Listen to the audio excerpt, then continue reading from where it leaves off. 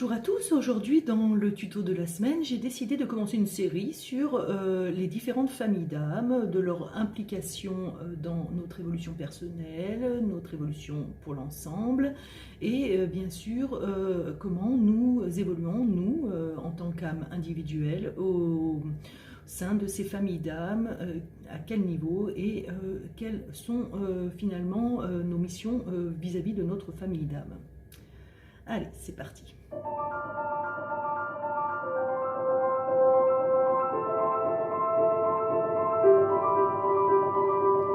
Alors, les âmes sont réparties en différentes familles. Afin de développer un rôle particulier, chaque famille a un rôle particulier pour l'évolution du tout, et donc chaque âme est utile à l'ensemble. Ainsi, chaque âme avec sa famille travaille dans l'unité pour l'évolution globale de l'univers, dans toutes les dimensions d'ailleurs. Chaque âme travaille au perfectionnement d'une manière de faire complémentaire aux autres manières de faire.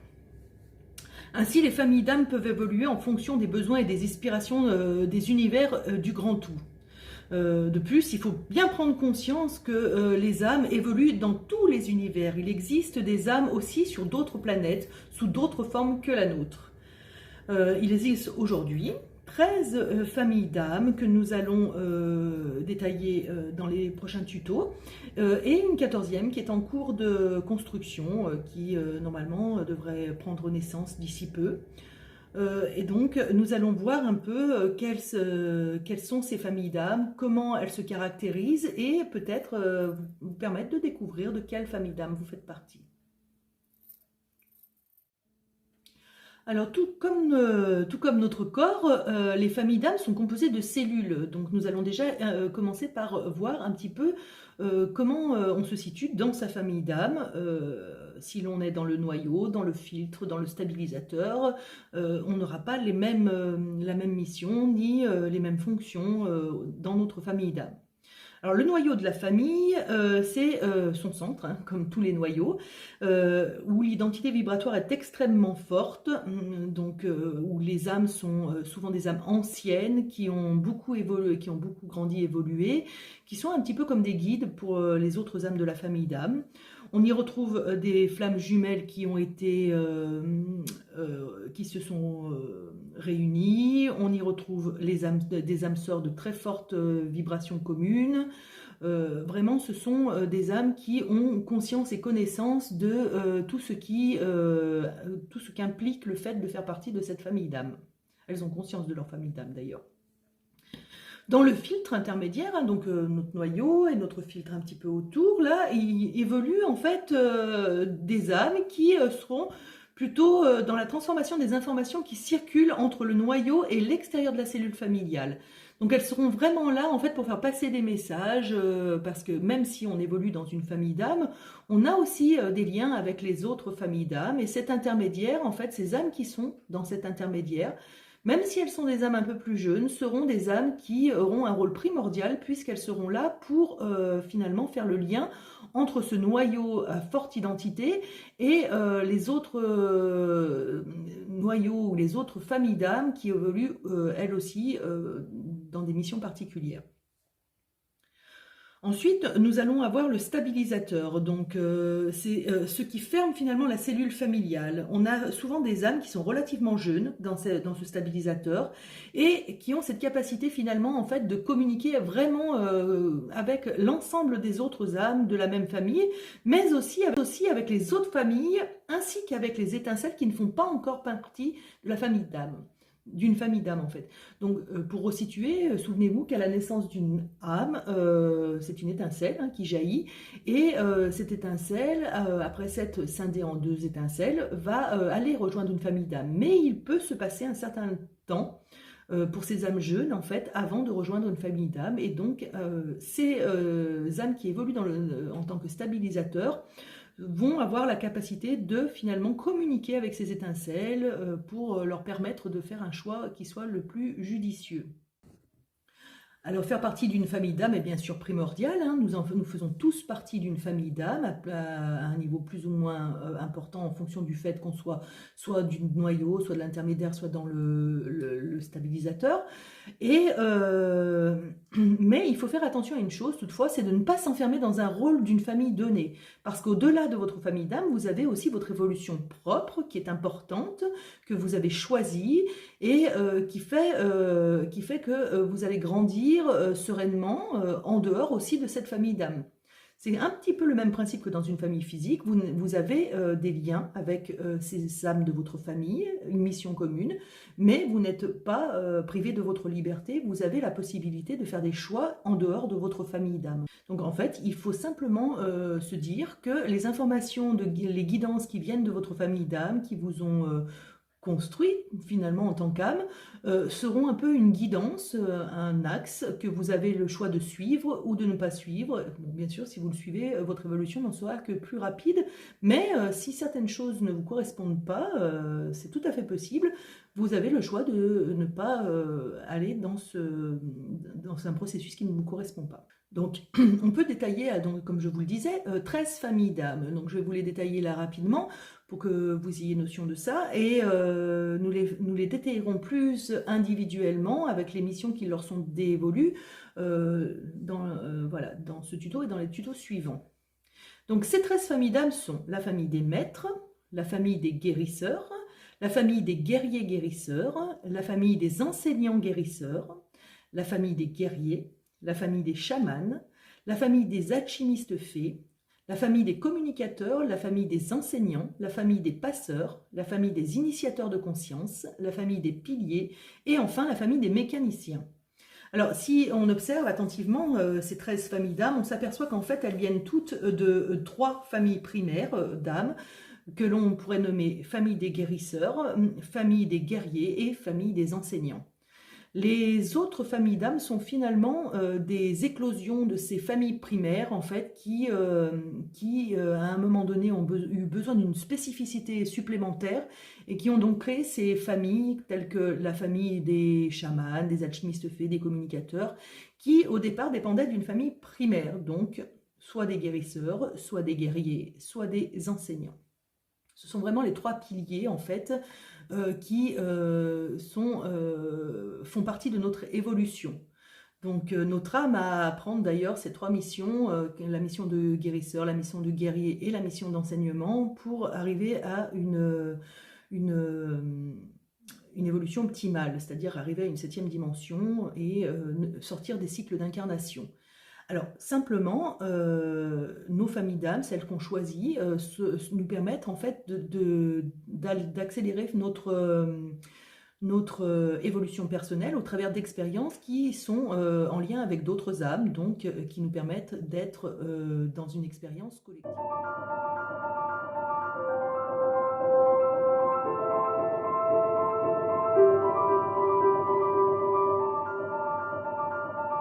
Une famille d'âmes est pourtant un petit peu à part de toutes ces autres familles d'âmes, c'est la famille des maîtres, qui est une famille particulière dans le sens où elle regroupe des âmes qui sont issues d'autres familles à un moment donné et qui ont rejoint cette famille des maîtres après avoir vécu une évolution suffisamment longue. Ce sont des âmes très très anciennes qui s'incarnent parfois, mais qui parfois ne s'incarnent pas et restent de l'autre côté avec pour mission d'accompagner l'ensemble et l'expérience terrestre le plus sereinement possible. Donc, si on récapitule, finalement, au départ, 3 grandes familles d'âmes qui se sont ensuite développées et qui ont donné des ramifications et donné 13 familles d'âmes au total, et qui finalement regroupent des missions complémentaires pour l'évolution collective.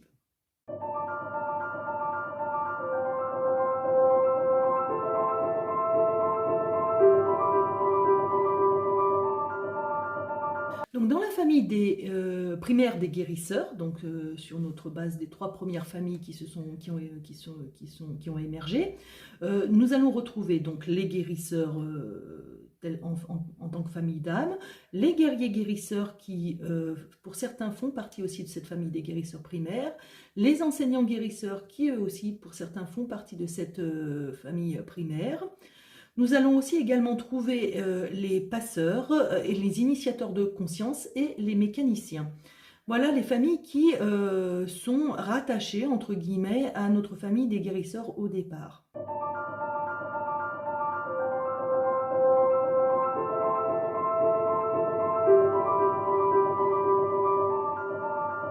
Les guérisseurs, donc cette famille est une famille extrêmement large, hein, les guérisseurs en tant que tels, qui s'est scindée en d'autres familles plus spécialisées, comme je vous l'ai dit, hein, et qui sont, parce que nous sommes en plein ère de guérison en fait, hein, et que nous sommes nous-mêmes dans nos illusions, et ce fait en fait fait que la Terre a besoin, enfin en tout cas l'expérience terrestre a besoin de beaucoup de guérisseurs pour accompagner et soigner les âmes, bien dans un premier temps, mais également la planète, l'environnement, et préserver finalement notre terrain d'expérimentation qu'est la Terre pour que l'évolution des âmes soit garantie. Alors, comme son nom l'indique, le guérisseur porte en lui un fluide de guérison. Alors, il le transmet de différentes manières, qui peuvent être soit de la guérison en thérapie alternative, comme pour certains d'entre vous, ou bien ça peut être des gens qui vont avoir une vocation de médecin, d'infirmier, de personnes qui vont aller soigner le corps physique des gens, de vétérinaires, hein, pour soigner également le corps physique des animaux, du règne animal. Ça peut être aussi des gens qui vont transmettre cette guérison à la terre, alors des gens qui vont peut-être travailler dans l'horticulture. En fait, c'est vraiment très vaste comme famille, et la guérison se transmet à différents niveaux. Alors, en fonction de l'endroit où vous vous trouvez dans votre famille d'âme, si vous faites partie du noyau, du stabilisateur ou de l'intermédiaire, vous aurez des dons qui seront plus ou moins développés. Ainsi, les gens qui vont évoluer dans le noyau en tant que guérisseurs auront des capacités de guérison qui seront relativement larges et qui seront plus axées sur l'aspect spirituel des choses, avec une action également sur l'âme, le corps et tout ce qui est matière. On les reconnaît très facilement car ce sont souvent des âmes qui résistent elles-mêmes à la guérison. Donc on a souvent des guérisseurs qui sont pas en bonne santé physique, qui gardent en fait en eux les énergies de transmission de fluide de guérison, et qui donc du coup se trouvent avec des accumulations, et il sera important pour eux de bien penser à évacuer ces fluides de guérison et de transmettre ces fluides lorsque le besoin s'en fait ressentir. Donc attention les guérisseurs, vous êtes là pour guérir, si vous ne le faites pas, votre corps en subira les conséquences. Un autre test d'incarnation pour les familles de guérisseurs, ce sera un test qui travaille sur l'ego et le pouvoir, parce que effectivement, arrivé à un certain niveau, quand on a cette capacité de soigner les autres, l'ego peut parfois être un petit peu, prendre un peu le dessus, et donc du coup, il faudra remettre chaque chose à sa place et travailler sur cet ego afin de de transmettre ce fluide en toute humilité.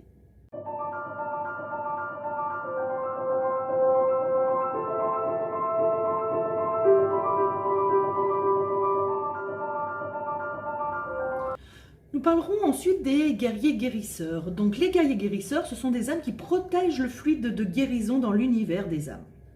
Alors c'est un rôle très particulier. Elles viennent vraiment de la famille des guérisseurs au départ, et cette famille s'est scindée en plusieurs familles en raison d'une mauvaise utilisation des énergies de guérison à un moment donné dans l'expérience. Donc du coup, certaines âmes de cette famille se sont donné le rôle de protéger ce fluide de guérison. Alors, leur travail, ça va être d'aligner, de protéger et de défendre le fluide de guérison, qui peut être attaqué à différents niveaux, désaligné de différentes manières, et qui peut aussi être en proie à des énergies autres qui seraient incompatibles avec la guérison. Donc elles ont donc, ces âmes-là, en fait, qui ont choisi cette famille de guerriers guérisseurs, un point extrêmement important sur leurs épaules, parce que le fluide de guérison, qui est aussi le fluide d'amour finalement, peut peut les faire basculer dans un rôle de sauveur, qui n'est pas leur rôle en fait, hein. On doit se détacher des différents rôles. Donc on sera vraiment sur cette idée de protéger le fluide de guérison et donc de protéger le fluide d'amour.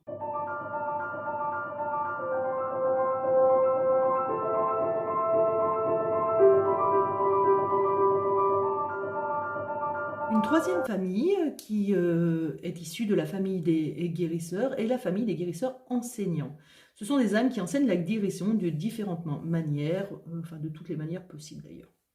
Alors par exemple, un enfant guérisseur enseignant qui, en étant malade, peut nous obliger à nous guérir nous-mêmes et à reconnaître notre fluide. Donc du coup, il va aider celui qui est guérisseur, par exemple, à entrer dans son rôle. Donc ça, c'est une chose très importante. Ils sont vraiment là pour apprendre à toutes ces âmes qui ont choisi la famille des guérisseurs à exploiter leur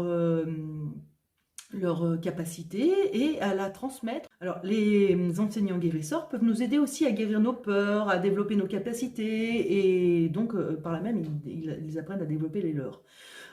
Quoi qu'ils fassent, ils enseignent la guérison, c'est vraiment leur rôle prioritaire.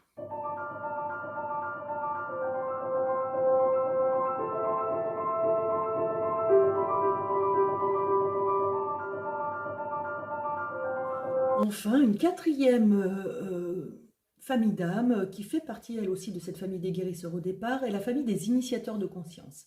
Alors les initiateurs de conscience sont une famille très particulière, il y en a peu sur la planète, mais leur rôle est quand même relativement spectaculaire parce que ce sont des âmes qui généralement font le choix de venir pour une courte durée dans l'incarnation.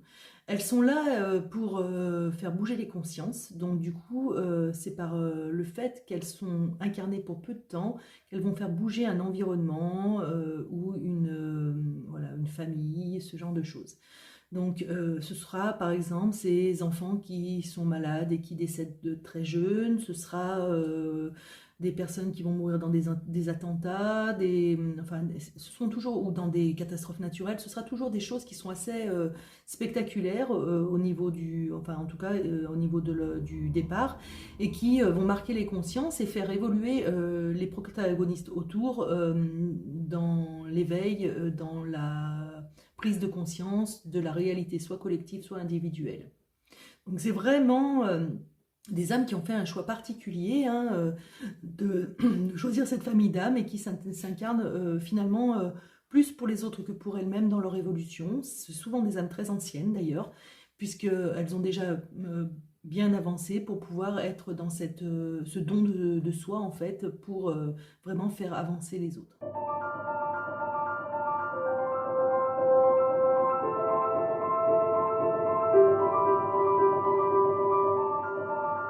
Pour finir, notre dernière famille d'âmes issue de la famille des guérisseurs sera la famille des mécaniciens, très présents actuellement. Nous allons en avoir de plus en plus parce que la planète en a besoin. Ce sont des personnes qui sont extrêmement tournées justement vers la préservation de la planète, parce que préserver la planète, c'est aussi pouvoir préserver l'évolution de l'ensemble des âmes, puisque notre planète est un terrain d'expérimentation qui nous permet de grandir, d'évoluer, et qu'elle est donc nécessaire. Donc ces mécaniciens vont avoir vraiment un rôle, comment dire, de préservation qui peut être assez extrême d'ailleurs, hein. On va avoir des militants écologistes, des personnes qui seront vraiment très très attachées à l'idée de la préservation de la planète, des trucs, ils seront vraiment axés sur la planète plus que sur l'humain, et peuvent éventuellement être également impliqués dans le règne animal, qui est un règne aussi qui est codépendant du nôtre, dans le sens où on a besoin du règne animal également pour notre évolution, pour l'ensemble et pour notre évolution personnelle. Ce sont donc des amoureux de la Terre et qui reçoivent jour et nuit des informations sur leur état de manière inconsciente, hein, donc ils sont toujours sur le qui-vive finalement concernant l'évolution de la planète. Ils sont très inquiets généralement de ce qui se passe en termes d'écologie, et ils vont essayer de trouver des solutions pour faire avancer les choses, et donc pour préserver notre planète et notre terrain d'expérimentation. Donc ça, c'est effectivement, compte tenu de la situation actuelle, quelque chose une famille qui va être très sollicitée, les mécaniciens, et beaucoup d'âmes jeunes arrivent dans cette famille-là pour renforcer un petit peu les rangs, j'ai envie de dire, et pour permettre justement d'avancer dans ce sens.